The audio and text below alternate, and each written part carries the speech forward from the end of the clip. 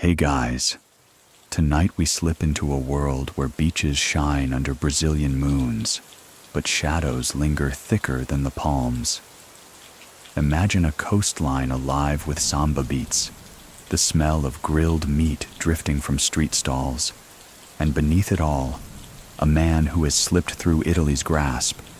His name is Antonio Bardellino, a don who decides that exile is not defeat, but opportunity. From Brazil, he commands silence and fear, rewriting the geography of the Camorra with a pen, a phone call, and an unshakable calm. You probably won't survive this world if you walk into it unprepared, because this is not just about crime. It's about strategy, whispers, and the strange comfort of power far from home. So, before you get comfortable, take a moment to like the video and subscribe, but only if you genuinely enjoy what I do here. And while you're at it, let me know your location and the local time where you're listening from. It's always fascinating to see where this little family of night listeners gathers. Now dim the lights, maybe turn on a fan for that soft background hum, and let's ease into tonight's journey together. The year is 1988. And Antonio Bardellino has chosen Brazil not simply as a refuge, but as a new command post. He walks the sand in shorts and sunglasses, almost invisible, yet every gesture is calculated. His escape from Italy is more than flight. It is migration of power. In San Cipriano da Versa, the place that shaped him, people still whisper his name. They know he is not gone. He is transplanted. The Casalesi clan, his creation, grows roots across Europe, but its beating heart is still tethered to him, thousands of miles away. Brazil is no random pick. The country's vastness offers anonymity. São Paulo's Italian immigrant neighborhoods give him shelter, while Rio's glamour masks the hidden trade routes flowing through its ports. Bardellino understands geography like a chessboard. If Naples is too hot, Brazil is cool, a place where he can breathe and rebuild. The beaches are bright, the city's chaotic, but within the chaos he finds perfect camouflage. Historical fact sharpens the scene. In the 1980s, Brazil became a hub for European-bound cocaine, much of it transiting through its sprawling docks. For Bardellino, this is no coincidence, but a gift of circumstance. His clan had cut its teeth on smuggling cigarettes, on turning shadows into cash. Cocaine is simply a new cargo, more dangerous, more profitable, and infinitely more alluring. Still, he never truly leaves Italy. From across the Atlantic, coded phone calls reach loyal lieutenants in Campania. He uses innocuous phrases. The weather is fine. The harvest looks good. Each a veiled instruction. Law enforcement would later decode fragments of this, marveling at how a man so far away could still dictate feuds and truces, contracts and killings. And yet, to the locals in Brazil, he appears as just another Italian entrepreneur, a man with refined tastes, polite manners, and a habit of paying cash. His exile is deliberate, but not cowardly. Many people still think that his move was purely about survival, about escaping certain death in the Camorra Wars. But what do you think? Was it retreat? Or was it vision? He understood that to control the future, he had to step outside the immediate battlefield, to see from a distance, to operate with perspective. Do you remember the day he left Italy with his first fortune in contraband smuggling? That moment marked his belief that borders were merely lines drawn for others. For him, oceans and continents were extensions of the same dark empire. Brazil was not hiding. It was expanding. Here, in exile, he demonstrates a peculiar genius to look ordinary while moving extraordinary sums. He sets up modest villas near the sea, simple enough to draw no suspicion, yet wired into networks that stretched back to Naples. The streets of Rio, bustling with music and nightlife, provide a constant backdrop. Imagine him at a crowded cafe, sipping strong coffee, half listening to the laughter around him, while his mind is elsewhere, calculating tonnage, profits, risks. The sun sets in Brazil with a deep orange burn, and the ocean breeze carries secrets to the shore. Bardellino sits on a veranda, phone at his ear, speaking softly in dialect that would sound like nostalgia to anyone nearby.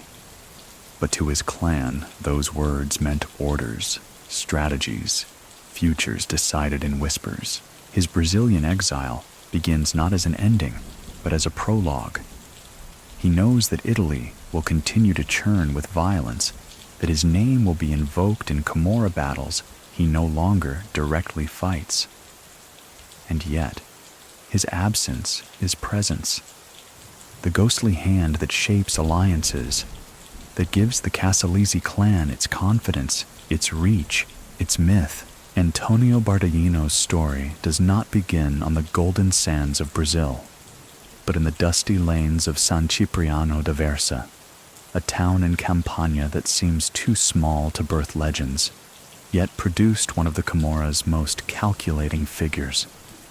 The place is defined by modest homes, narrow streets, and the kind of local traditions that bind people together as tightly as they trap them. From here, the boy who would become Don Antonio grew into a man whose vision extended far beyond the orange groves and fields that surrounded his birthplace. San Cipriano was a town where everyone knew each other's name, but also each other's debts, betrayals, and secrets. Growing up, Bardellino learned that survival depended less on brute strength and more on quiet observation. He watched how local bosses commanded respect, not just with fists, but with favors, settling disputes, lending money, protecting families when the state seemed absent. In this environment, criminal power was not just tolerated, it was woven into daily life. It's important to note a historical fact here. Post-war southern Italy was an incubator for organized crime, fueled by poverty, emigration, and the state's uneven presence. In Campania, the Camorra had been reborn from older, fragmented street gangs into something more structured. Bardellino's generation did not invent the system, but they sharpened it. As a teenager, he absorbed lessons that would serve him in adulthood. He realized early that violence could make enemies last longer than profits, so he preferred discretion.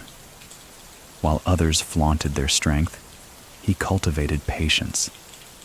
It is often said that the loudest in the room are rarely the most dangerous, and Bardellino lived that truth. He kept his voice calm, his movements measured, his ambitions masked. Still, San Cipriano offered temptations.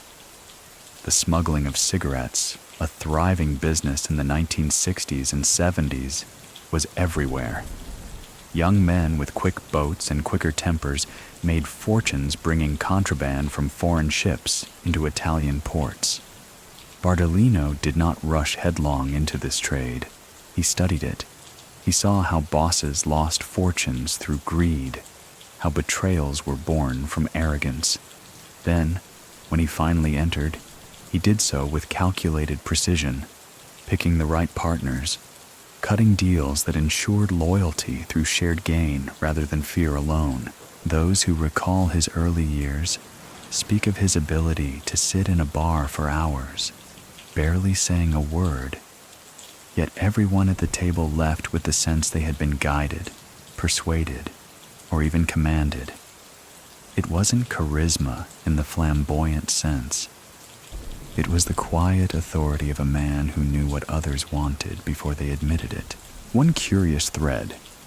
Many people still think that Bardellino's childhood shaped him into a paradox, rooted in the local soil, yet already looking outward.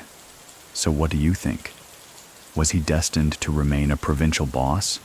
Or was he always searching for a stage larger than Campania's fields?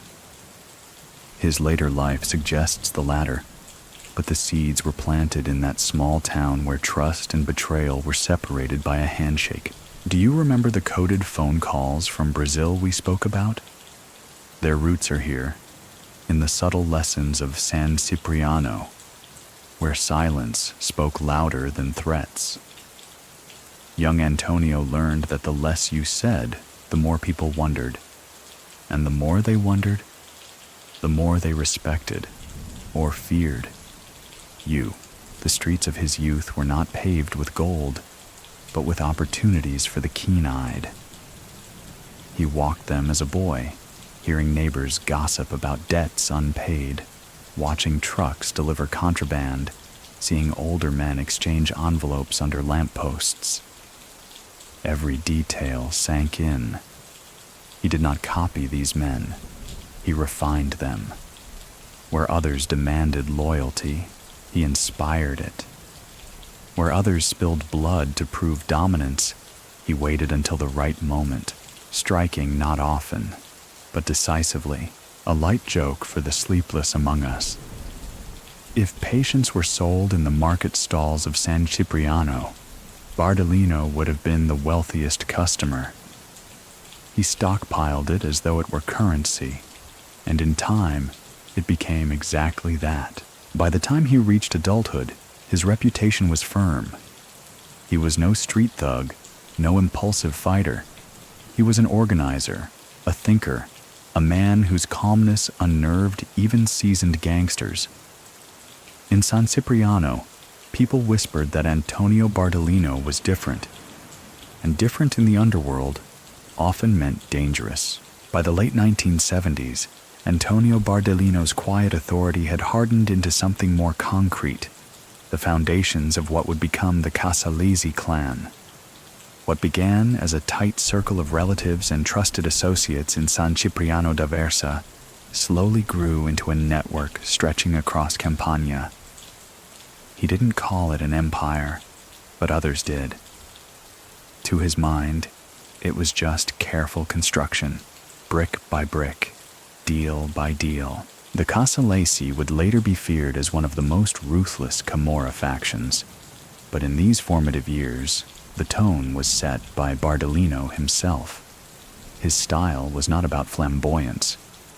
He avoided the gaudy shows of wealth that many Neapolitan bosses indulged in. No sports cars parading down alleys, no gold chains heavy enough to bend the neck. His investment was in people, connections, and infrastructure. He understood that power without structure crumbles. A historical fact sets the stage. Italy's post-war boom had left cracks wide enough for organized crime to slip through. The construction industry was expanding rapidly, and with it came opportunities for clans to launder money, inflate contracts, and control labor. Bardellino saw in concrete not just buildings, but pillars of influence. He began weaving the Casalesi into this fabric, offering protection to contractors, securing subcontracts, and eventually making himself indispensable to anyone who wanted to build. Inside the clan, trust was everything. His lieutenants were chosen not for brute force, but for their ability to handle business without drawing attention. Michele Zagaria, Francesco Schiavone, and others who would one day rise under his shadow learned that Bardellino valued loyalty wrapped in discretion. He didn't need men who could start wars. He needed men who could finish them quickly and quietly. The Casalesi spread influence beyond their small towns. From San Cipriano, their reach extended into Casal di Principe and further into the province of Caserta. Bardellino knew that domination required more than local control. It demanded integration with wider criminal currents. He cultivated friendships with other Camorra families, and most importantly, nurtured links to the Sicilian mafia. For him, the the Casalesi were not merely a clan. They were a bridge between worlds. It was during this period that his name began to circulate in hushed conversations far beyond his hometown. Contractors whispered it, politicians noted it, rival bosses muttered it with both respect and irritation. His clan was becoming too organized to be ignored, and with organization came money. Heaps of it. Do you remember how we described his exile in Brazil as a prologue, not an ending? The seeds of that distant empire were planted right here in Campania. The Casalesi network gave him the confidence to move abroad because he had already built a machine capable of running without his daily presence. Still, his rise was not uncontested. Other Camorra families, particularly the Nuvoleta clan, eyed his growing influence warily. Some believed he was moving too quickly, drawing too much attention from law enforcement. But Bardellino understood that speed was not his problem. Visibility was. He kept his movements shaded, his accounts dispersed, his power hidden in plain sight. Here's a lighter thought. If Bardellino had been a chef, he would have been the kind who never raised his voice in the kitchen. No shouting, no plates thrown, just a quiet insistence that the dish come out perfect. The Casalesi became his dish, simmering under low heat, layered with ingredients that others didn't even know he was adding. Many people still think that the Casalesi clan's later notoriety, during the infamous Maxi trials of the 1990s, was already destined from these early years. So what do you think? Was Bardellino building something too strong for any state to ignore? Or was he simply a man ensuring survival for himself and his allies? By the early 1980s, the Casalesi clan was no longer a local syndicate. It was a name known in every corner of Campania, spoken with caution, often with admiration. Antonio Bardellino, the quiet Don, had transformed childhood lessons into a living system of power, a system that would follow him across oceans. The Casalesi clan had secured its foothold, but for Bardellino, dominance in Campania was only one layer of the larger plan. He understood that smuggling was the bloodstream of the underworld, and whoever mastered its routes controlled not just profit, but destiny. Cigarettes became his first great classroom. In Naples, the black market for contraband tobacco was legendary. Ships from the Balkans, North Africa, and even the United States unloaded cartons of Marlboros and Lucky Strikes by the ton. For ordinary Italians, these cigarettes meant a cheaper smoke. For the Camorra, they meant fortunes built in shadows. Bardellino studied this trade with the same precision he had once studied the gossip of San Cipriano, where others rushed in, fighting over docks and warehouses. He moved quietly, ensuring his cut was steady, reliable, and, most importantly, hidden behind layers of intermediaries. A historical fact highlights this period. In the 1970s and 1980s, Italy was losing billions in tax revenue to contraband cigarettes. Entire neighborhoods in Naples became dependent on the trade, and smuggling was so common that it almost felt legal. For Bardellino, this was opportunity at scale. He established routes through ports like Gioia Tauro and Gaeta, weaving connections with smugglers who ferried goods across the Mediterranean. Soon, he had not just one path, but multiple arteries, so that if one was cut, others kept flowing. His men developed reputations as reliable suppliers, and buyers came to them not just for cigarettes, but eventually for weapons. Yes, arms trafficking followed naturally. Where there was contraband, there were deals for guns, and Bardellino understood their dual purpose. Guns were both merchandise and insurance. They could be sold to desperate factions abroad or used closer to home when alliances broke. This expansion required allies. Bardellino was not naive. He knew his clan could not monopolize routes without drawing blood. So, he approached competitors not as enemies to crush, but as partners to absorb. His meetings with the Nuvoletta and Alfieri families were marked by calm negotiation, where shipments were divided like shares in a corporation. While others glorified vendetta, he glorified profit. Do you remember how in Section 3 we noted his style as that of a chef simmering a dish under low heat? Here the recipe was being perfected, contraband as the base, alliances as the seasoning, silence as the garnish. Yet these years were not without conflict. When rival gangs tried to muscle into his roots, Bardellino made examples quietly but effectively. A shipment seized, a warehouse burned, a man vanished into the night. He did not gloat. He did not leave trails. In his world, control was maintained by subtle reminders that resistance was costly. There's a dry humor in imagining him explaining his philosophy to a young recruit. If you want to fight, go to the boxing ring. If you want to eat, learn to negotiate. The Camorra had plenty of brawlers. What it lacked were men who could see beyond the next fight. Bardellino filled that gap. Many people still think that his mastery of smuggling laid the groundwork for his later cocaine empire. So, what do you think? Did cigarettes and weapons merely train him for bigger trades? Or was he already envisioning Brazil, already dreaming of the ocean routes that would carry his fortune across continents? By the early 1980s, Bardellino had become indispensable to international networks. He was no longer just a Don of Caserta.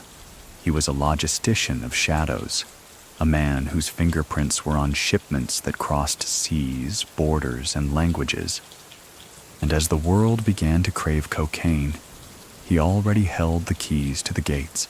Bardellino's rise was not fueled by solitary genius alone. It was reinforced by the bonds he forged with other Camorra dynasties. No clan, no matter how cunning, could stand isolated. To survive in Campania's storm of vendettas, alliances were as necessary as oxygen.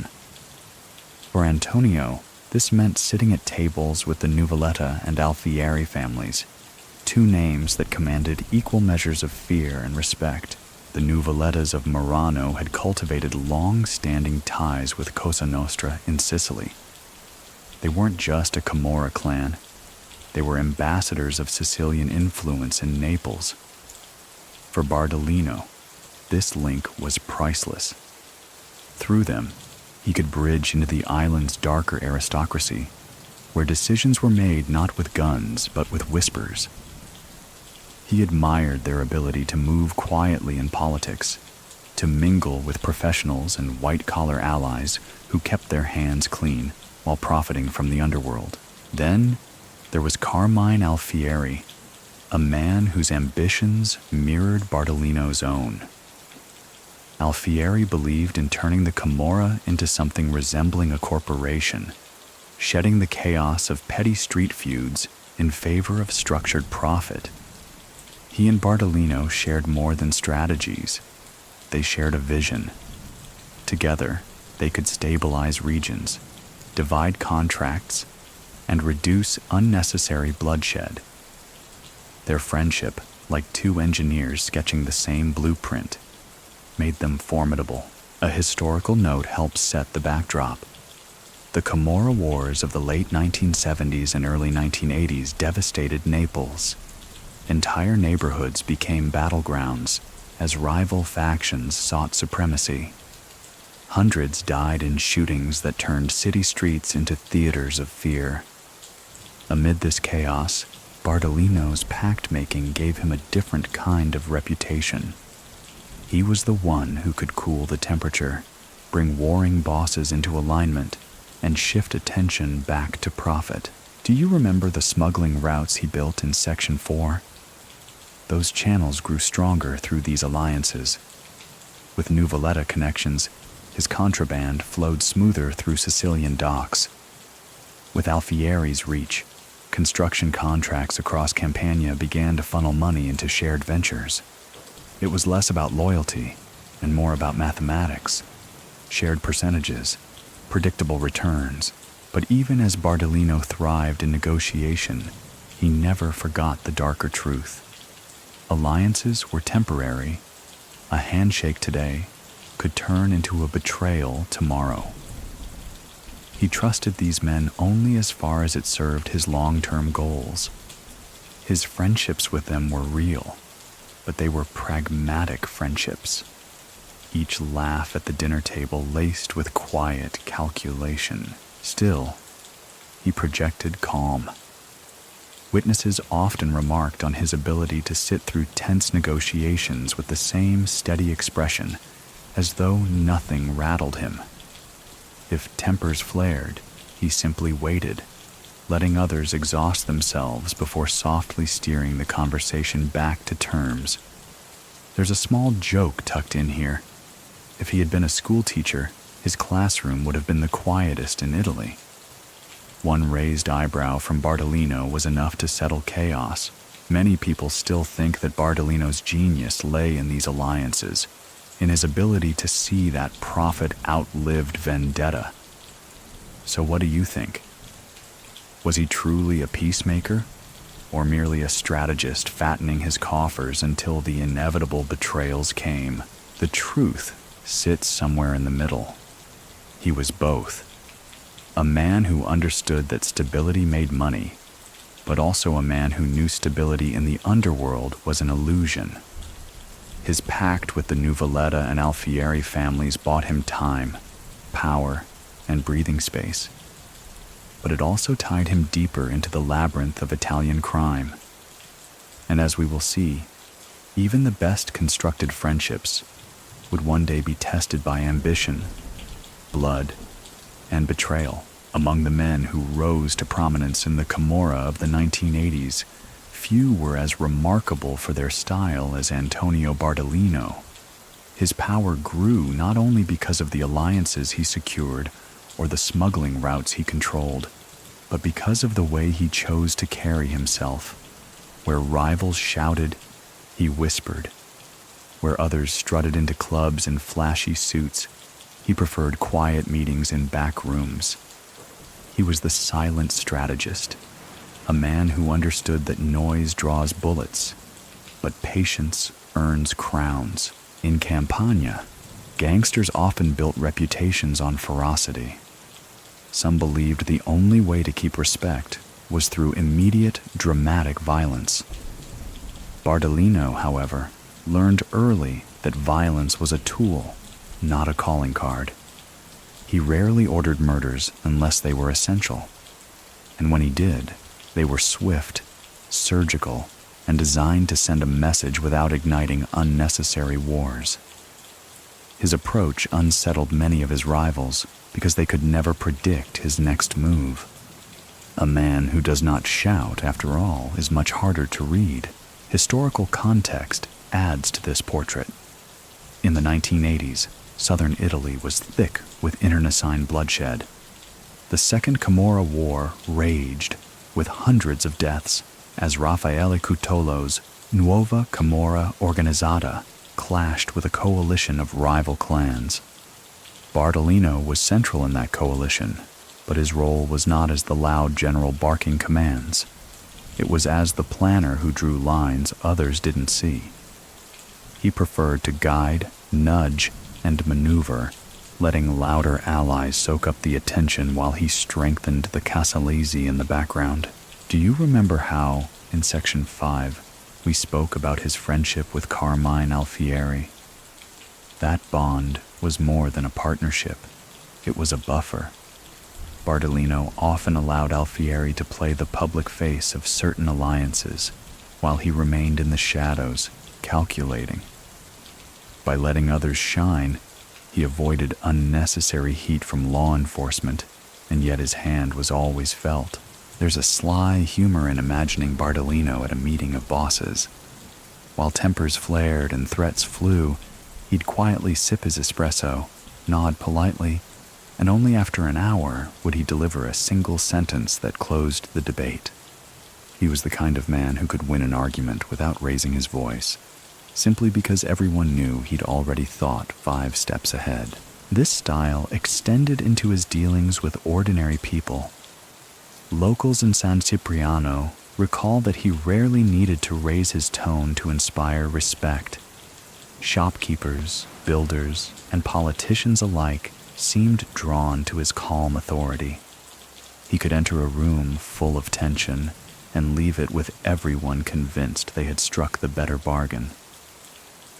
That skill, applied to contraband routes and construction contracts, made him one of the most effective Camorra leaders of his generation. Many people still think that Bardellino's real weapon was not wealth or violence, but patience. So what do you think? Can a man in the underworld truly thrive by restraining himself? Or is restraint simply another mask for ruthlessness waiting beneath the surface? By cultivating this image of the silent strategist, Bardellino positioned himself differently from the brash Camorra stereotypes. His enemies underestimated him because he lacked theatricality. His allies overestimated their own importance because he allowed them to believe they were decisive. Both sides played into his hands. In time, this cultivated silence would become his greatest shield. While newspapers printed endless stories about loud and violent bosses, Bardellino's name appeared less frequently. But behind the curtain, his influence stretched further than most of them could ever reach. Naples in the early 1980s was a city on edge, caught between the grandeur of its history and the brutality of its present. The Camorra Wars had turned its streets into battlegrounds. Sirens and gunshots were as common as church bells, and families whispered prayers not just for blessings, but for survival. In this chaos, Antonio Bardellino operated with the clarity of a man who understood that storms could be navigated if one held the right compass. The Camorra, fractured into dozens of competing factions, fought for slices of territory, extortion rackets, and control of drug markets. At the center of the storm stood Raffaele Cutolo, founder of the Nuova Camorra Organizzata, whose vision was to unite the clans under his singular authority. For many, Cutolo's ambition meant protection and stability. For others, it meant dictatorship. Bardellino fell into the latter camp. He believed that no single man could permanently dominate the shifting sands of Naples, and so he helped form the anti-Cutolo coalition known as the Nuova Familia. This was not an alliance of peace, it was an alliance of necessity. Dozens of clans, including the Alfieri and Nuvoletta families, banded together to check Cutolo's rise. The fighting was merciless. Streets turned red, neighborhoods burned, and headlines screamed of bodies found in alleys or dumped along highways. Naples seemed less a city and more a chessboard where pawns were lives. Here, Bardellino's strategic silence proved invaluable. While louder voices called for vengeance, he kept his focus on logistics. He ensured that weapons flowed into the right hands, that alliances were maintained even under strain, and that his Casalesi clan emerged from the conflict not weakened, but stronger. A historical fact underscores this period. The Second Camorra War, 1978-1984, claimed over 400 lives. It was one of the bloodiest criminal conflicts in post-war Europe. Yet, amid the chaos, Bardellino's Casalesi not only survived, they expanded, securing footholds in territories where rivals had been annihilated. Do you remember the smuggling networks we traced in Section 4? These became lifelines during the conflict. While others bled resources fighting over corners of Naples, Bardellino used his international contraband channels to keep money and weapons flowing steadily. His clan could afford the war in ways others could not, because their income did not rely solely on local rackets. There's a bitter irony in this. While politicians in Rome spoke about cracking down on organized crime, the Camorra was fighting its own civil war, and Bardellino, by staying quieter, steadier, was emerging as one of its least visible victors. He didn't need to be photographed brandishing rifles or leading funeral processions. His men knew his hand was behind the survival of their enterprise. A touch of humor softens the darkness. If Naples had been a stage play in those years, Cutolo would have been the shouting lead actor, while Bardellino preferred the role of stage director, unseen but essential, guiding the lights and cues so that others delivered the lines exactly as he wanted. Many people still think that Bardellino's decision to resist Cutolo marked him as one of the most forward-looking Camorra leaders of his time. So what do you think? Was he preserving independence for himself, or was he safeguarding the possibility of a multi-voiced Camorra rather than a dictatorship? In the end, when Cutolo's empire began to crumble under the weight of defeats and betrayals, it was men like Bardellino who filled the vacuum. Naples remained unstable, but the Casalesi emerged with more influence than ever. And while the city bled, Antonio Bardellino quietly tightened his grip, seeing the future not just in Naples, but far beyond Italy's borders. The wars in Naples left behind a city scarred, its alleys echoing with memories of gunfire and betrayal. For Antonio Bardellino, the violence was never an indulgence, but a grim necessity. When rivals stood in his way, he did not hesitate, though he never glorified the blood spilled. Each murder in his world was a message, and each message was crafted with the care of a writer who knew that the wrong word could start another war. In the early 1980s, as the Casalesi clan tightened its grip, Bardellino authorized selective strikes that cleared his path. The men who challenged him rarely lived long enough to regret it. Those who thought silence meant weakness discovered too late that his quiet patience hid a lethal precision. To survive, Bardellino sometimes had to remind both friend and foe that calmness was not softness. Historical fact underlines this period. Between 1981 and 1983, hundreds of killings marked the climax of the Second Camorra War. In one infamous episode, Nuova Familia gunmen carried out massacres that devastated Cutolo's strongholds. Bardellino's name was tied to some of the most decisive blows, though he himself was rarely near the battlefield. He delegated, orchestrated, and ensured that when violence came, it came suddenly, without warning, and left no doubt about who was in charge. Do you remember in Section 6 how he was described as the strategist who let others draw the spotlight? This applied equally to his use of violence. While other bosses strutted in front of the press, Bardellino kept himself distant. His enemies fell, but his name did not appear in the immediate aftermath.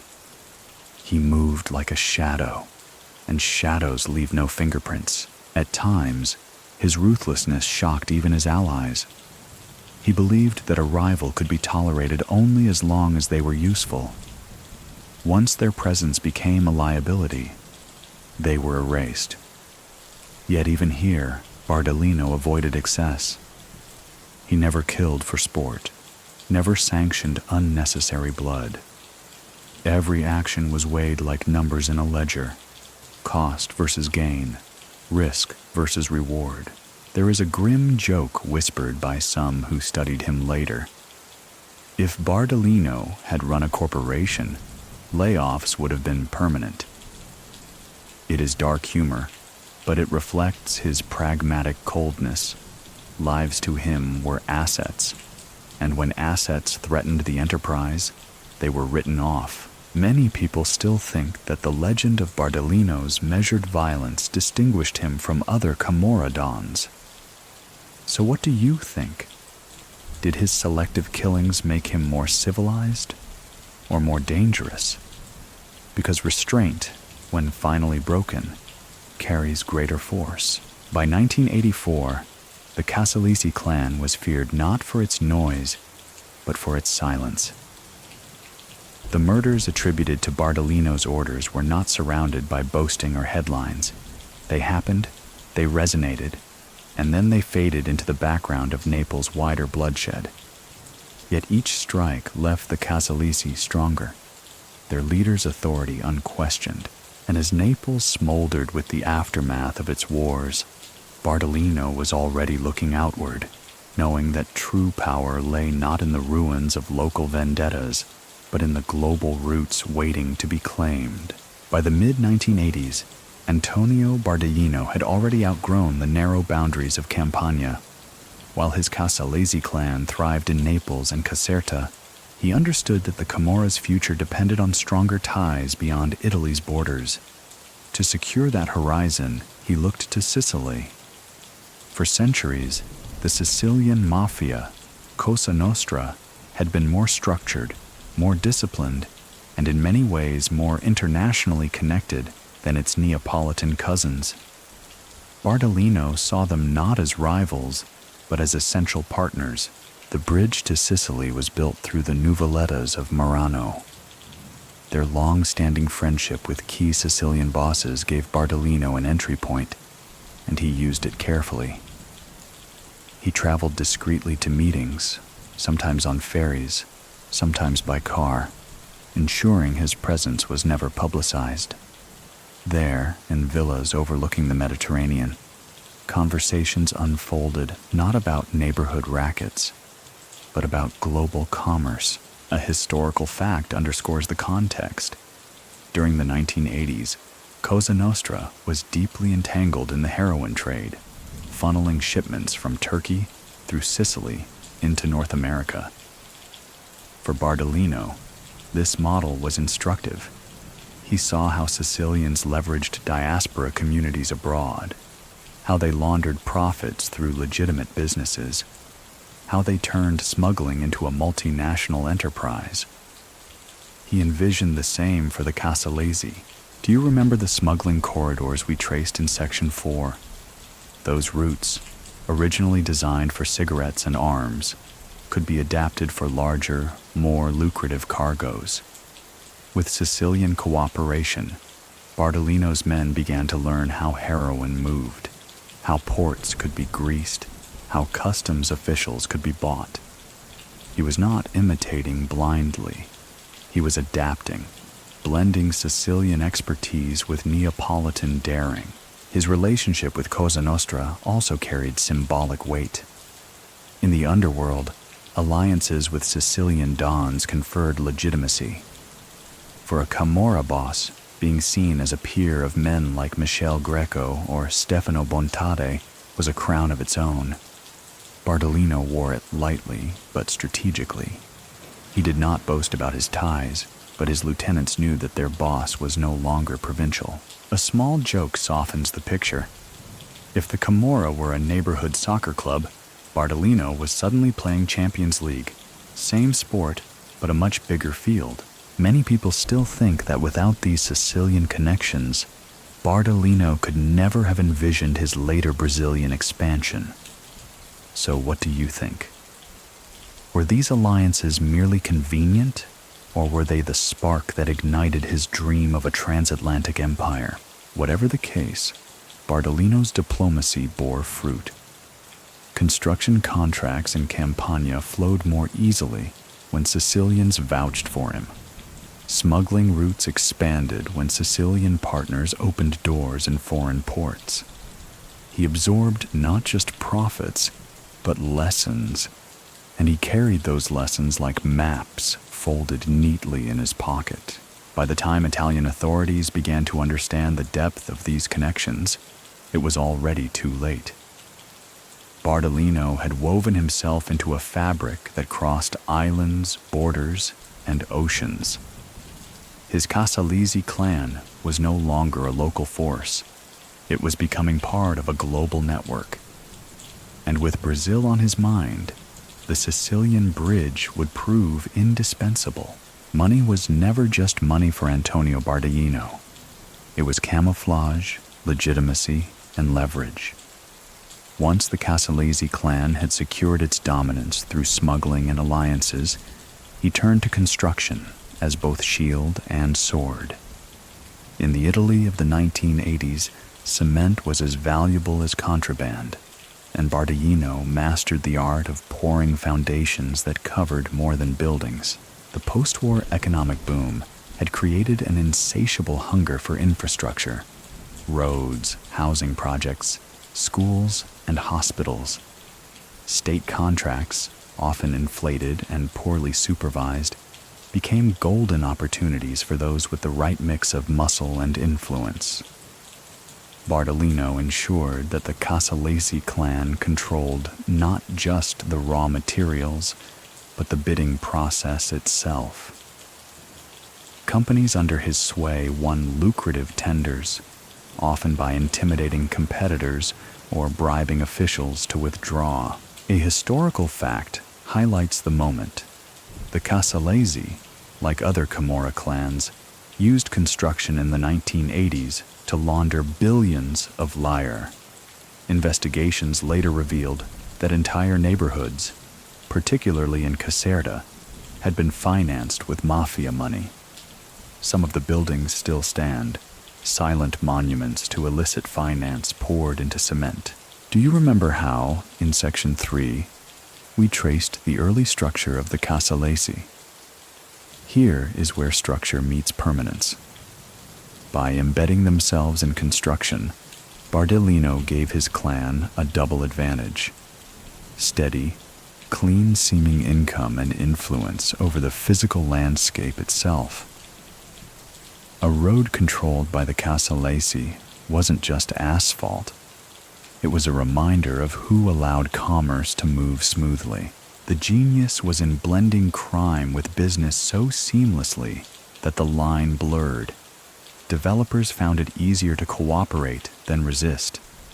Politicians discovered that campaign donations from construction firms tied to Bardellino came with both strings and safety.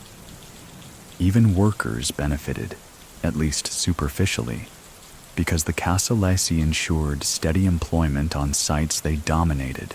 Yet Bardellino never mistook cement for safety. He knew that behind every crane and scaffold stood a fragile balance. Competitors sometimes tried to muscle in, and when they did, quiet threats or sudden accidents reminded them that contracts signed without his blessing were worthless. There's an ironic image worth holding on to. Bardellino, a man of shadows, building homes that stood in the sun. It was as though the underworld had decided to step out into daylight, but wear a suit of concrete to disguise itself. Many people still think that construction was Bardellino's true masterpiece, more enduring than smuggling, because it gave his clan legitimacy that smuggling never could. So what do you think? Was he building for profit alone? Or was he laying down roots meant to outlast his own life? As the 1980s rolled on, profits from cement mixed with the darker streams of smuggling revenue. Together, they created a river of wealth so wide that Bardellino could contemplate something extraordinary: running an empire from thousands of miles away. Italy gave him the money, but Brazil promised him the freedom. And the villas he built in Campania, with their thick walls and ornate facades, became the rehearsal for the estates he would later claim on foreign soil. By the middle of the 1980s, Antonio Bardellino had grown too large for Italy's borders. The wars had left him marked. The alliances had tied him deep into the fabric of both Camorra and Cosa Nostra, and the wealth pouring from contraband and construction needed safe harbors beyond the reach of Italian magistrates. For Bardellino, the answer was Brazil. Why Brazil? To outsiders it seemed exotic, far-flung, even random. But for Bardellino, it was calculated. Brazil had a thriving Italian diaspora, particularly in São Paulo, where communities from Campania and Calabria maintained traditions, dialects, and networks. To hide among them was not to vanish, but to melt into a larger crowd that could offer both camouflage and connection. A historical fact sets the backdrop. During the 1980s, Brazil's ports, especially Santos, became key nodes for cocaine shipments headed to Europe. South America was the source, Europe the consumer, and Brazil the crucial transit point. For Bardellino, already a master of smuggling routes, it was as if the world had set the table for him. Do you remember how in Section 9 we traced his bridge to Sicily? That bridge extended across the ocean here. The Sicilians had already shown how diaspora communities could be leveraged abroad. Bardellino took the lesson to heart, arriving in Brazil not as a fugitive, but as a strategist, laying the first stone of a second empire. In São Paulo, he was careful. He avoided the flamboyance of Rio's nightlife, choosing instead quiet villas and modest cafes where expatriates gathered. To neighbors, he was an Italian businessman with good manners and ready cash. To his men, he was still the Don, issuing instructions with the same calmness he had perfected in Campania. From this sanctuary, he could coordinate without constant threat of arrest or assassination. There's a touch of irony here. Bardellino, the silent strategist, chose a country famous for carnival noise. But perhaps that was the point. Amid the endless drums, fireworks, and samba, his whispers were invisible, swallowed by the din of celebration. In Brazil, he found not only safety, but opportunity. The cocaine trade was exploding, and South America's geography made it impossible for any single criminal organization to dominate it alone. Italian mafias, Colombian cartels, and local Brazilian gangs all intersected. Bardellino positioned himself as the quiet broker, the man who could ensure European markets received steady supply through channels polished by years of contraband expertise. Many people still think that Bardellino's choice to base himself in Brazil was foresight beyond his peers. So what do you think? Was it genius foresight or simple desperation dressed in strategy? Either way, his Brazilian years gave him something rare in the Camorra: distance from the constant bloodshed of Naples, and a perspective that allowed him to shape his clan like a puppeteer watching from the rafters. Even in exile, he remained tethered to Campania. Telephone calls carried his coded phrases, and his lieutenants knew better than to mistake distance for absence. Brazil was sanctuary, yes, but it was also command. The Don who ruled from Brazil did not rule less. He ruled differently, stretching the Camorra's reach into something global. In São Paulo, Antonio Bardellino discovered that exile could be turned into advantage. The city was vast, chaotic, and full of enclaves where no questions were asked.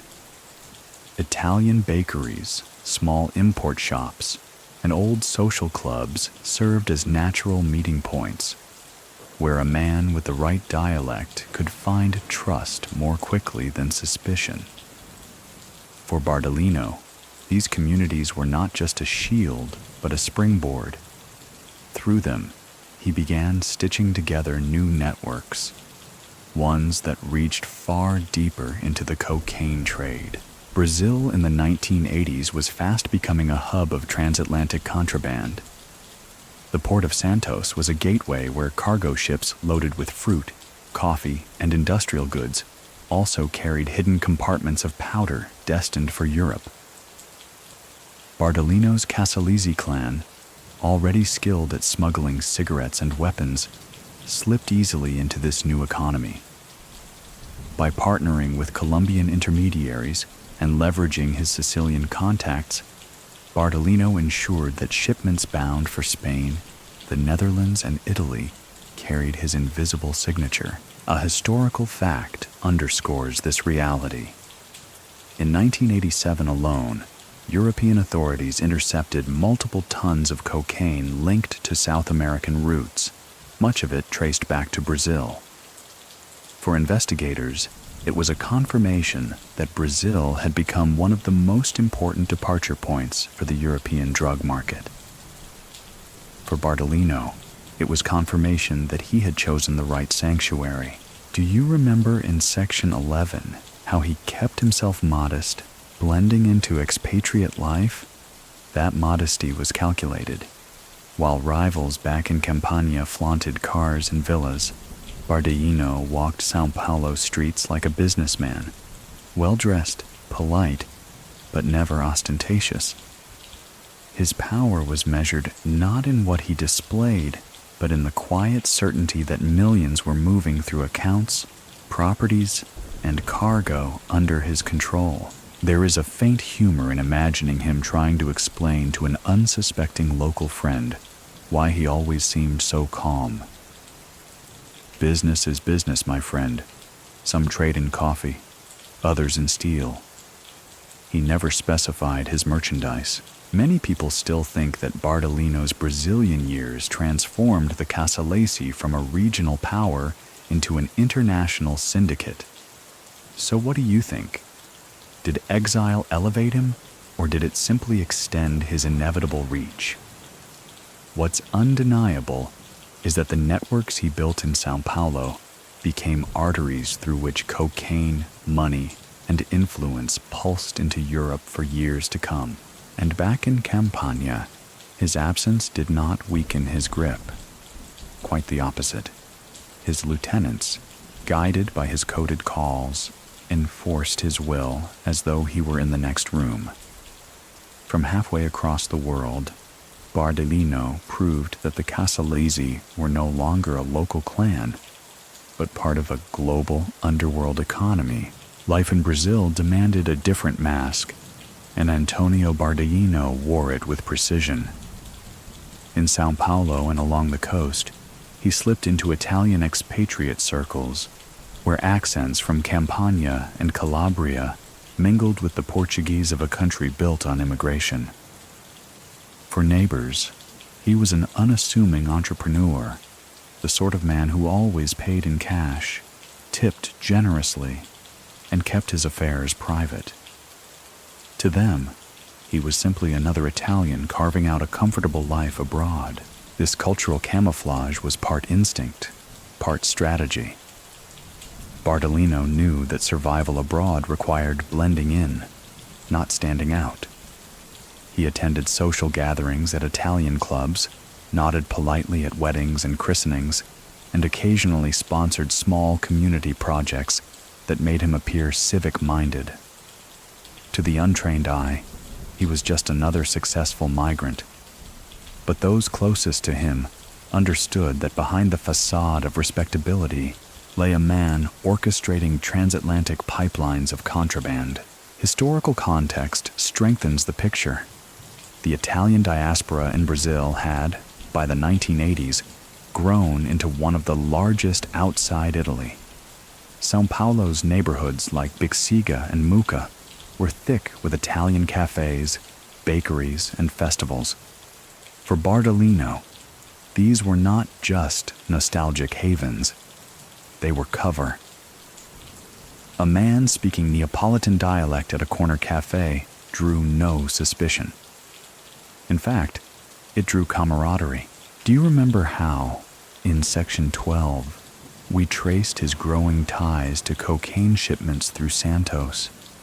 That expansion would have been impossible without the trust of local Italian networks. Merchants, freight handlers, and even small-time financiers from the diaspora became his silent accomplices, often without realizing the scale of the machine they were helping oil.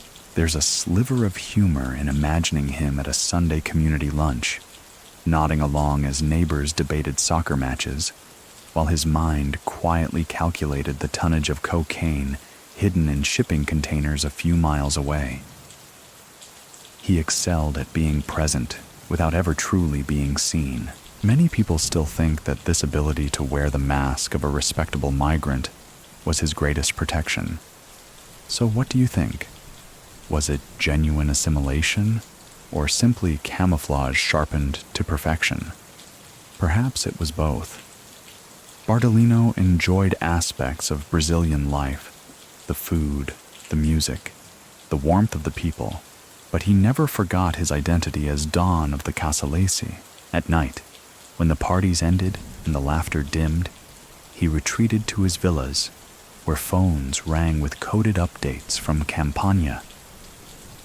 Even in the heart of Brazil's Italian community, Bardellino remained a man apart, smiling in public, calculating in private, ruling from exile with the certainty of one who knew that appearances were his strongest armor. Behind every facade of community life, Antonio Bardellino wove connections with businessmen who served as the bankers of his empire. These men were not mafiosi in the traditional sense. No guns under their jackets, no vendettas carried in their blood. They were accountants, entrepreneurs, property developers, and bankers who understood how to make dirty money look clean. In Brazil, Bardellino found them ready and willing, their handshakes sealing the invisible deals that would keep his fortune moving. The laundering pipelines ran through restaurants, shipping companies, and real estate.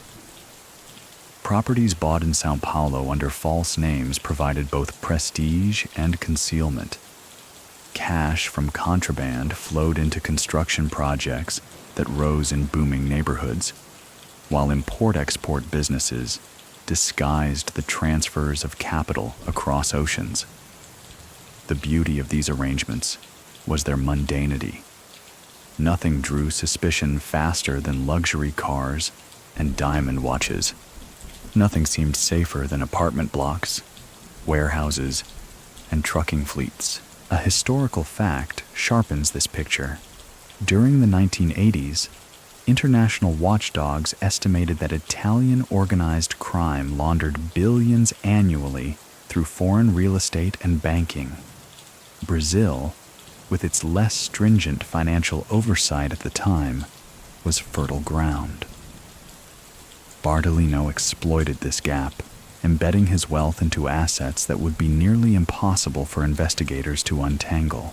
Do you remember in Section 10 how cement became the cover for his empire in Italy? In Brazil, it was the banker's handshake. Where cement gave him physical permanence in Campania, financial channels gave him invisibility abroad. He became the ghost in the ledgers, the quiet investor whose name never appeared but whose money shaped entire projects. There's a dry humor in picturing Bardellino reviewing an accountant's books with the same focus he once gave to contraband shipments. To him, balance sheets were simply another battlefield, and he preferred this one. Bloodless, silent, yet decisive. Many people still think that without these businessmen, Bardellino's empire could not have survived beyond Italy. So what do you think? Was he the mastermind pulling strings, or merely the man wise enough to let others polish his fortune? Perhaps both are true. His genius was in understanding that true power required both the street and the suit. As his Brazilian years deepened, Bardellino grew more at ease in this dual life. In daylight, he was a patron of local businesses, a smiling man who bought rounds of drinks at neighborhood cafes. By night, he was the overseer of money flows that stretched from São Paulo's banks back to Campania's strongholds. It was a delicate balance, but Bardellino thrived on delicate balances. Though he had built a sanctuary in Brazil, Antonio Bardellino never severed the invisible cords binding him to Italy. His relatives, lieutenants, and longtime allies remained in Campania, and he ruled them from afar with a careful rhythm of communication. He trusted distance to shield him from bullets, but he also knew that distance could breed disloyalty if not managed well. Family ties were his anchor, and he treated them as both a comfort and a weapon. He kept his closest blood relations in positions of quiet authority. Cousins, brothers-in-law, and childhood friends acted as caretakers of his interests back home. They were more than kin. They were conduits. Through them, he ensured the Casalesi did not fracture under competing ambitions. If one branch of the clan grew restless, a relative would soothe it, or, if necessary, remind it whose hand still fed them. Loyalty was reinforced not with public oaths, but with a phone call, a favor, or a quiet deposit into a bank account. A historical fact brings perspective. The Casalesi clan would later be identified in Italy's Maxi trials as a highly structured confederation of families, each led by powerful figures like Francesco Schiavone and Michele Zagaria. Yet even these men had once been lieutenants molded by Bardellino, taught to respect the authority of a boss who did not need to shout. Do you remember the coded telephone whispers we touched on earlier? They were often directed to family. A simple phrase, "The harvest looks good this year," might mean a shipment had landed safely. Another, "The weather is uncertain," could signal caution or delay. In this way, Bardellino maintained intimacy without exposure, speaking in metaphors that only his inner circle understood. There's a sliver of humor in imagining him explaining this to a child. "When I say it's sunny, I don't always mean the sky." It was a system that turned ordinary talk into an encrypted language of power. Many people still think that entrusting so much to relatives was dangerous, as kinship can both protect and betray. So what do you think? Was Bardellino wise to lean on family ties? Or did those ties plant the seeds of future rivalries? From his villas in Brazil, he listened to voices that carried across continents. Wives updating him on children's schooling, cousins reporting on construction contracts, allies whispering about political favors. He missed weddings, funerals, baptisms, yet his presence was felt at each, like a ghost at the table. Family members raised glasses in his name, knowing their absent patriarch was the reason they could toast with such confidence. In exile, Bardellino proved that power could stretch across oceans. His family in Italy remained both his audience and his instrument, loyal enough to keep the Casalesi united, fearful enough to remember that distance did not mean safety from his reach. The telephone became Antonio Bardellino's lifeline. From Brazil, he could not walk the streets of Casal di Principe, nor sit at smoky backroom tables in Naples. But with a receiver pressed to his ear, he ruled as if oceans did not exist. His voice, calm and deliberate, crossed cables and satellites to shape the destinies of men who had never seen a Brazilian sunrise. Italian investigators would later marvel at the ingenuity of his coded language. Calls intercepted sounded banal, discussions of weather, harvests, or family health. But each phrase carried double meaning. "The fields are ready" might signal that a shipment had landed. "The rain is heavy" could mean police pressure was increasing. These codes were flexible, constantly evolving, so that even if one phrase was uncovered, the next would already be different. A historical fact illustrates the moment. By the mid-1980s, Italian law enforcement had begun expanding wiretapping operations, particularly against the Camorra. Yet despite hours of recorded conversations, prosecutors often struggled to present evidence because Bardellino's codes stripped ordinary language of legal weight. It was a masterclass in invisibility. Do you remember the family conduits we explored in Section 15? They were often the voices on the other end of these lines. Cousins and trusted lieutenants received his words, interpreted them, and carried instructions further. It was like a relay race. with Bardellino setting the pace from Brazil while his runners in Campania carried the baton. There's a faint humor in imagining him pausing mid-call, smiling at his own cleverness. Say it like you're telling me about the garden. No one arrests a man for talking about tomatoes. For all his deadliness, Bardellino took a certain pride in the elegance of simple disguise. Yet these whispers were not only practical, they were psychological. His men knew the Don was listening, guiding, still present. It prevented the erosion of loyalty that might have followed his exile. A boss in prison could be forgotten, replaced. But a boss whose voice arrived weekly across the Atlantic felt immortal, untouchable. Many people still think that these phone calls were the glue that held the Casalesi together after Bardellino's departure. So, what do you think? Was it his codes that preserved his power, or was it the aura of a distant leader who seemed to exist everywhere and nowhere at once? For law enforcement, each intercepted line was a riddle. For Bardellino's clan, each word was scripture.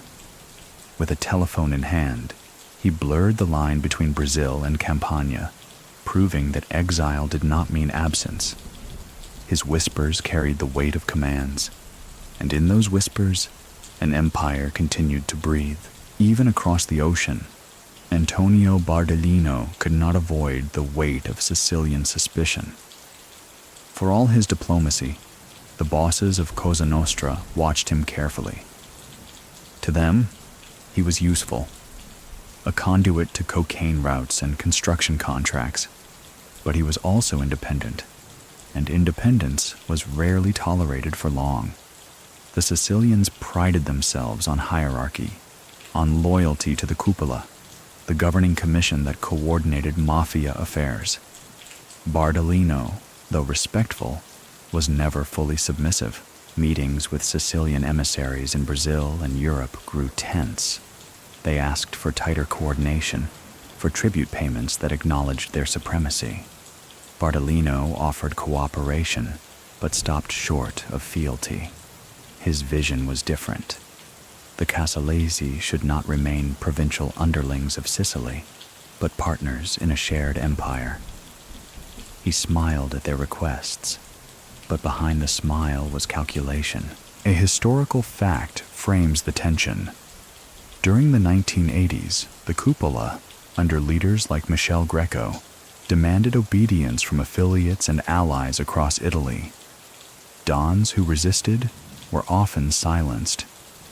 Yet Bardellino managed to hold his ground, leveraging his Brazilian sanctuary and the wealth pouring from cocaine shipments. Unlike lesser bosses, he was too valuable to discard quickly and too distant to punish easily. Do you remember the bridge to Sicily described in Section 9? That bridge now swayed under pressure. Sicilian bosses expected loyalty as payment for legitimacy. Bardellino repaid them with profits, but not submission. His independence unsettled them, and whispers grew that he was too strong, too far beyond their grasp. There is a wry joke buried in these tensions. If the cupola were a symphony, most Camorra clans played obedient instruments.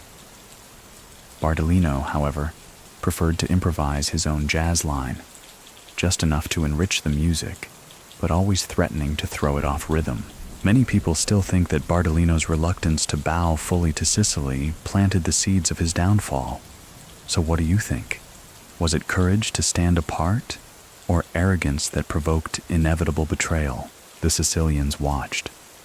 They saw his clan expand, his money multiply, his networks stretch into South America and Northern Europe. They knew that if Bardellino's model succeeded, the Camorra might evolve into something unchained from Sicilian oversight. For a commission built on discipline and control, that was dangerous. And so, while Bardellino built his Brazilian haven and whispered orders across the Atlantic, shadows gathered in Sicily. The cupola's suspicion was not yet an execution order. But it was a warning. A man who ruled from Brazil could not remain untouchable forever. By the late 1980s, the cocaine boom in Europe was undeniable, and Brazil stood at the heart of it. Shipments left ports like Santos and Rio de Janeiro, hidden in containers of coffee, fruit, or timber, and found their way to Spain, the Netherlands, and Italy. For Antonio Bardellino, this was the moment his foresight crystallized. He had already laid the foundations with cigarettes, arms, and cement. Now he pivoted toward the white powder that promised wealth on a scale previously unimaginable. Bardellino was no street dealer. He left the grime of hand-to-hand sales to smaller gangs. His role was in logistics, ensuring that tons of cocaine moved efficiently across the Atlantic and into the arteries of Europe. He positioned himself as the invisible broker, the man who guaranteed supply without drawing attention. Colombian intermediaries valued him because he offered stability. Shipments moved smoothly, money flowed back reliably, and problems were solved with quiet efficiency. A historical fact underscores this. By 1988, Europe's cocaine market was exploding, with Spain and Italy serving as major entry points. Authorities noted that Italian organized crime was increasingly central to the trade, leveraging diaspora networks and established smuggling corridors. Bardellino, operating from Brazil, was perfectly placed to ride this wave. Do you remember in Section 12 how São Paulo became his staging ground? From there, he mapped corridors across the ocean. Spanish ports like Valencia and Barcelona became gateways. Dutch cities, with their liberal trade hubs, offered additional entry points. Once the cargo reached Europe, the Casalicis established networks in Campania and beyond, distributed it further, multiplying profits. There's a grim irony in the logistics. While most people saw cocaine as a glamorous drug tied to nightclubs and Wall Street fantasies, for Bardellino, it was just another commodity, no different from cement bags or cartons of cigarettes. He measured it by tonnage and margins, not by glamour. Many people still think that Bardellino's genius was recognizing earlier than most Camorra bosses that cocaine would dwarf all other trades. So what do you think? Was it vision that drove him, or was it simply luck to be in Brazil at the right moment? What cannot be denied is that cocaine money flooded into his empire, amplifying everything else he had built. His lieutenants back in Campania saw revenues soar, financing more construction contracts, more political influence, more control. From a villa thousands of miles away, Bardellino had reshaped the Camorra into a global player, but the surge in wealth also brought something less welcome: envy, suspicion, and the kind of scrutiny that no Don could completely escape. The cupola in Sicily watched his profits with unease. Rivals in Campania whispered that perhaps the Don in Brazil had grown too distant to deserve loyalty. And the state, though slow, was beginning to connect the dots between Brazilian shipments and Italian fortunes. With cocaine profits swelling the coffers of the Casalizi clan, the balance of power in Campania began to shift.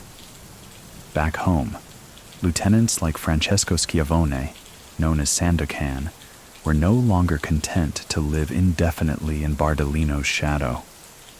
The clan had grown stronger than ever, but strength breeds ambition, and ambition often turns inward. Schiavone and others admired Bardellino's cunning, yet they also resented the distance. The Don ruled from Brazil, safe on another continent, while they faced the daily risks of Italian life. Police raids, vendettas, sudden shootings in the streets of Naples. They wondered aloud, though only in whispers at first, whether it was fair to keep sending tribute to a leader who no longer walked the same dangerous ground. A historical fact frames the moment. By the late 1980s, The Casalesi were consolidating control of Caserta province.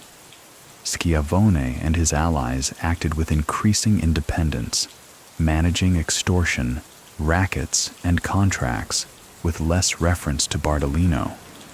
Italian investigators would later describe this period as the beginning of fractures that would eventually tear the clan into rival factions.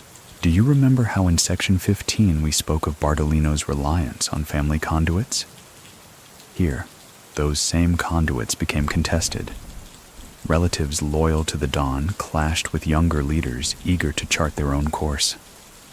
The coded phone calls from Brazil still carried weight, but some lieutenants began interpreting them selectively, bending instructions to their own advantage. Tensions simmered. Bardellino wanted to keep the clan united under his quiet authority, but his absence created a vacuum that others were eager to fill. For Schiavone, the calculation was simple. Why remain forever second to a man who might never return? There's a cynical bit of humor in picturing these rivalries, like a group of junior managers grumbling that their CEO spends too much time in an overseas office while they handle the messy business at home. Only in this corporation, the disputes were settled with pistols instead of board votes. Many people still think that Bardellino underestimated the ambition of men like Schiavone. So, what do you think? Was it inevitable that his protégés would one day turn against him? Or could stronger bonds have preserved loyalty? What is certain is that by 1988, rumblings of betrayal were louder. Bardellino, the Don who ruled from Brazil, was beginning to sense that his distance, once his greatest protection, might also be his undoing. In 1988, the whispers became thunder. Reports began to circulate that Antonio Bardellino had been assassinated. According to one version, he was lured to a villa in Praia do Guaratiba, near Rio de Janeiro, by trusted associates. There, amid the quiet hum of the Brazilian coast, he was ambushed and shot. His reign ended not by law enforcement, but by betrayal within his own circle. Italian newspapers seized the story. Headlines screamed of the Don's downfall, of a body left lifeless in exile. Yet, curiously, no corpse was ever produced. There were no photographs, no definitive proof, only testimony from men who themselves had motives to rewrite the truth. Some said he was buried secretly on Brazilian soil, others that his body had been thrown into the ocean. The absence of evidence only deepened the intrigue. A historical fact frames this enigma. Prosecutors later acknowledged that Bardellino's supposed death in 1988 remained one of the most debated mysteries of the Camorra. Unlike other bosses whose fates were confirmed by funerals or police files, Bardellino dissolved into rumor, his death reported but never fully proven. Do you remember in Section 19 how his lieutenants, especially Francesco Schiavone, were restless under his distant authority? Many believed Schiavone's faction orchestrated the betrayal, seeking to claim the Casalesi throne for themselves. Others argued that Sicilian dons, wary of Bardellino's independence, sanctioned his removal. Still others whispered that Brazilian rivals wanted him gone from their lucrative ports. There's a bitter humor in the fact that even his death carried the same ambiguity as his life. Bardellino, the silent strategist, managed to leave the world with a silence so profound that no one could agree on what truly happened. Many people still think that Bardellino was indeed killed in 1988, silenced by those closest to him. So what do you think? Was it a clean execution by ambitious heirs, or a myth carefully planted to let him vanish into another identity? The uncertainty continues to feed his legend. What is undeniable is that after the rumors spread, Campania trembled. Allies, rivals, and law enforcement alike scrambled to fill the vacuum. Some treated his death as fact, others as fiction, but all understood one thing. Whether alive or gone, Bardellino's shadow would linger, shaping decisions long after the bullets of 1988. The rumors of Antonio Bardellino's death swirled like smoke, thick enough to choke certainty, but never solid enough to touch. What haunted investigators most was the absence of a body.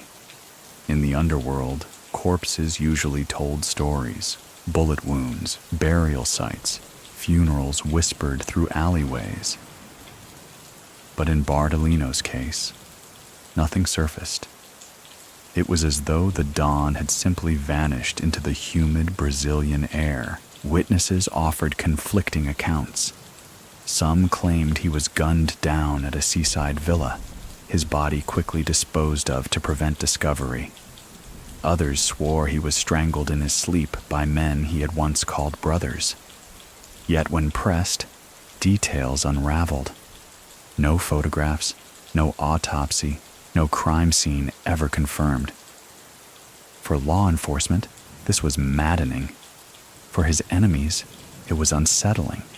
And for his followers, it was strangely comforting, because a leader without a grave could never truly be declared gone. A historical fact reinforces this mystery. Italian prosecutors in the 1990s publicly admitted they could never prove Bardellino's death. Unlike other Camorra dons whose ends were documented with precision, Bardellino's fate remains officially presumed. In criminal chronicles, that word carries a weight heavier than certainty. Do you remember the silence he cultivated throughout his career, as we saw in Section 6? That silence followed him even into death. Where rivals left bloody spectacles, Bardellino left only questions. It was the ultimate act of the silent strategist, exiting in a way that blurred the line between fact and legend. There is an ironic touch worth noting. In Naples, gangsters often boasted that the streets will remember your blood. Yet Bardellino managed the opposite. The streets remembered his absence more than his presence. A dawn without a funeral became a dawn immortalized in rumor. Many people still think that the mystery of his missing body was intentional, perhaps orchestrated by Bardellino himself. So what do you think? Was it incompetence by his killers, or a final masterstroke by the Don who preferred whispers to headlines? In the end, the lack of a corpse turned his supposed death into myth. Every alley conversation, every prison whisper carried his name. Some insisted he had been erased. Others believed he was sipping espresso under a new identity, watching his heirs quarrel from afar. Whatever the truth, the absence of flesh gave his legend more weight than a tombstone ever could. When the news of Antonio Bardellino's supposed death reached Campania in 1988, the Casalesi clan trembled. For years, his voice had crossed oceans, issuing calm directives that bound the family together. Now, whether he was truly gone or simply vanished, his absence cracked the fragile balance. Power, once unified under a single strategist, began to fracture into rival ambitions. At the forefront stood Francesco Schiavona, nicknamed Sandokan for his resemblance to a swashbuckling TV pirate. He was charismatic, ruthless, and eager to turn whispers of Bardellino's demise into a coronation. Alongside him rose Francesco Bidognetti and Michele Zagaria, each controlling parts of the Casalesi network. The once cohesive family now became a confederation of competing strongmen, bound by common profit, but divided by egos. A historical fact underscores the shift. By the early 1990s, prosecutors would identify the Casalesi as one of Italy's most formidable Camorra clans, yet their power was no longer centralized. The absence of Bardellino's steady hand had splintered the group, fueling internecine feuds that stained Caserta with fresh violence. Do you remember the coded phone whispers described in Section 16? Without Bardellino at the other end of the line, those codes lost authority. Some lieutenants continued to act as though his shadow lingered. Others ignored the illusion and began building their own fiefdoms. The unifying language of a distant patriarch was replaced by the blunt dialect of street vendettas. Rival factions fought over smuggling profits, construction contracts, and political influence. Assassinations spiked. Men who once sat together at Bardellino's table now aimed rifles at one another across Caserta's plains. The professor's order gave way to Sandokan spectacle, a shift from whispered strategy to public displays of brutality. There is a bleak humor in imagining Bardellino's reaction. Had he truly died? A man who spent his life avoiding chaos, leaving behind a family that embraced it as inheritance. His careful ledger was replaced by shootouts that wasted both money and men. Many people still think that Bardellino's disappearance doomed the Casalesi to decades of instability, even as they grew richer. So, what do you think? Was his clan destined to fragment anyway, or was it his absence that cracked the foundation? What is clear is that the Casalesi, without Bardellino, became something different. They remained powerful, but they lost the silent strategist's restraint. In his wake, blood once again flowed in Campania, proving that even a Don who ruled from Brazil could not ensure eternal order after his silence. After the whispers of Bardellino's death, Italian investigators turned their gaze toward Brazil, determined to uncover the traces he had left behind. What they found was not a body, but a trail of villas, businesses, and bank accounts that spoke of a man who had woven himself deeply into the fabric of his adopted country. Bardellino's Brazilian echo lingered in real estate deeds, offshore accounts, and the memories of businessmen who preferred not to speak too loudly. Authorities traced properties in São Paulo and along the coast. Luxury apartments and seaside retreats purchased through intermediaries.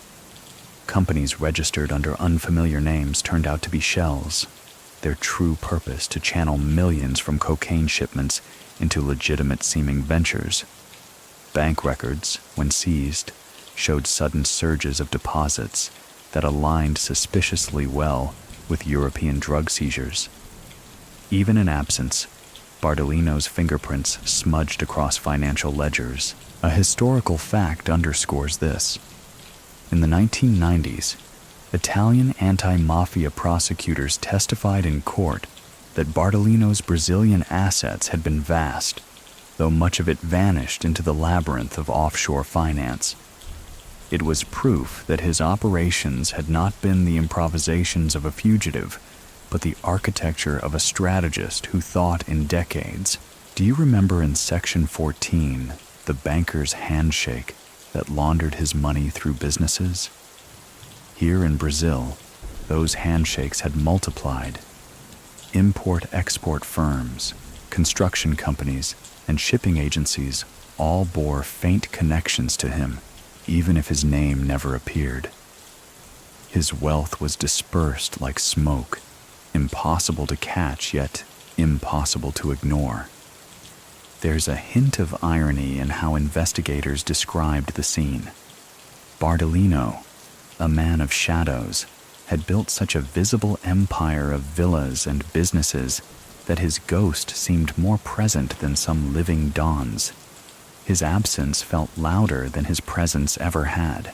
Many people still think that Bardellino deliberately built this financial echo to protect his family and allies, so that even if he fell, his fortune would continue to work for them. So what do you think? Was it foresight to create a self-sustaining machine? Or was it simply the inertia of wealth too vast to be erased?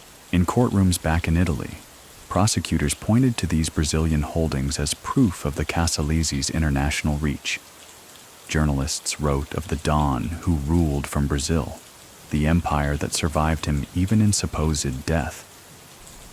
Whether alive or gone, his Brazilian echo became part of the legend, a reminder that money can outlive men and silence can echo louder than a gunshot. With no body to close the story, Antonio Bardellino's name slipped from fact into folklore. In the bars of Caserta, in the prison yards of Naples, and even in Brazilian cafes where Italian voices gathered, the whispers persisted. He's not dead. He walked away. Some claimed he had undergone surgery, altering his face to vanish into another identity. Others insisted he lived under a new passport in Venezuela, Paraguay, or perhaps even back in Europe, quietly watching the empire he built continue without him. This uncertainty fed a myth of survival. Bardellino had always been the strategist who preferred invisibility to spectacle, so wasn't it fitting that he would orchestrate his own disappearance? For every rumor of betrayal and murder, there was another of exile and reinvention. In this haze, truth became irrelevant. What mattered was the legend. A Don too clever to die, ruling from the shadows of an unnamed city. A historical fact frames the legend. Throughout the 1990s, Pentiti state witnesses offered contradictory testimony. Some swore Bardellino had been murdered by Francesco Schiavone's faction in 1988. Others claimed he had survived and was living abroad. Prosecutors could never resolve the contradiction, and the ambiguity itself became part of the story. Do you remember in Section 21 how the absence of a body created a vacuum? That vacuum now filled with imagination. To his enemies, the possibility of his survival was unsettling, like fighting an enemy who might reappear at any moment. To his allies, it was oddly comforting. A dead leader leaves grief. A missing leader leaves hope. There's even a touch of humor in the folklore. Some stories placed him as far away as Australia, supposedly opening a restaurant and serving pasta to unsuspecting customers. Others had him walking the beaches of Rio, disguised as a fisherman, still giving orders through coded phrases hidden in letters. Many people still think that Bardellino staged his own death, crafting an escape worthy of his reputation. So, what do you think? Was the man truly erased by betrayal? Or did he slip away into the anonymity he had always cherished? What is undeniable is that the myth of Bardellino's survival magnified his legend. Whether alive or gone, his ghost lived on in rumors, shaping how both friends and foes behaved. The Casalesi moved as if he still watched. The Sicilians whispered his name with unease. And in Brazil, every Italian face in a crowd could, in someone's imagination, be the Don who refused to die. By the close of the 1980s, Antonio Bardellino's name had become more than a fact of history. It was an inheritance of whispers.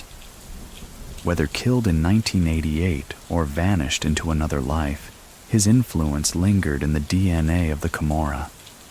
The Casalesi clan, fractured yet powerful, carried his blueprint forward.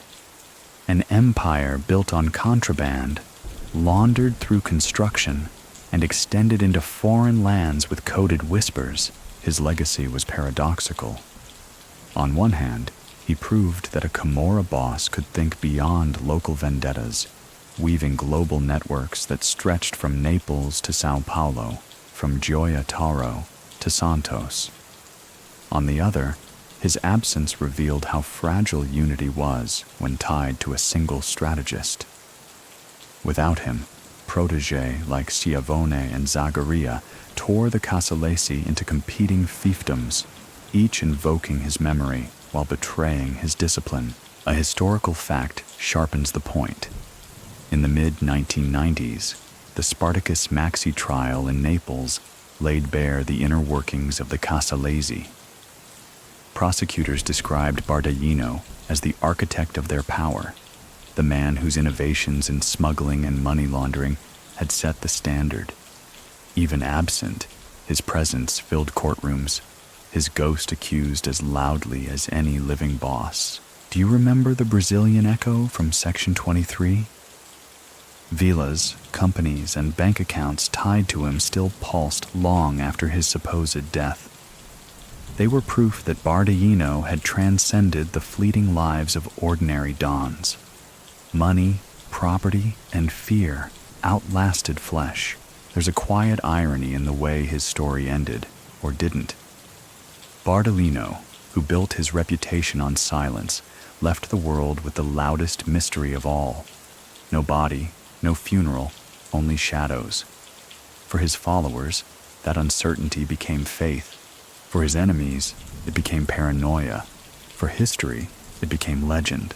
Many people still think that Bardellino's restraint, vision, and distance made him the most modern of Camorra bosses. So what do you think? Was he the first true global don, or merely a man lucky enough to flee at the right time? The truth may never be settled. What remains is the certainty that Antonio Bardellino changed the Camorra forever. And so, as the waves of Brazil crash endlessly against its golden shores, one can almost imagine him still there, sipping coffee, speaking softly, guiding an empire from exile. Or perhaps not. Perhaps only the silence remains. Now, let the story soften. The noise of Naples fades, the gunfire and whispers dissolve, and only the hush of the ocean remains. Picture a quiet coastline in Brazil, the sky bruised with twilight, the air heavy with salt. Somewhere, a villa stands empty, its shutters closed, its telephone silent. Whatever truth hid behind Antonio Bardellino's fate, the mystery now drifts like sea foam, untouchable, insubstantial, fading with every wave. Breathe slower as you imagine those waters lapping the shore.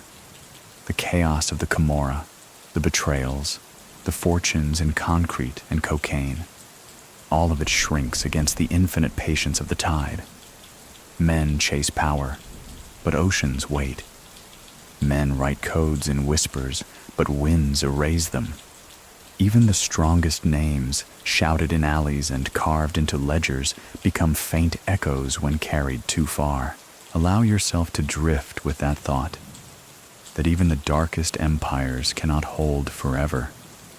They dissolve like smoke, leaving only stories.